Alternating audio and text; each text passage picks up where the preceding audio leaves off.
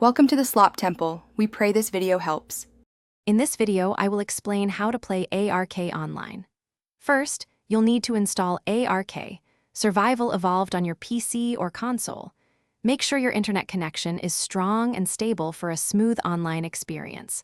Once installed, launch the game and select the Join Ark option from the main menu. It's a good idea to play through the single-player tutorial first. It takes about 30 minutes and teaches you the fundamental survival skills you'll need. Now let's talk about choosing the right server for you. You have three main options: official, unofficial, or dedicated. Official servers provide a challenging, standard experience with no boosted rates. Unofficial servers are run by players and often feature increased experience, gathering, and taming rates, making progression faster.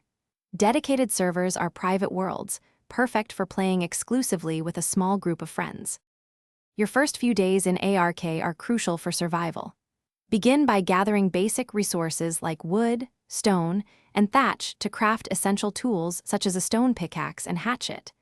Quickly build a small, simple shelter to protect yourself from aggressive creatures and harsh weather conditions.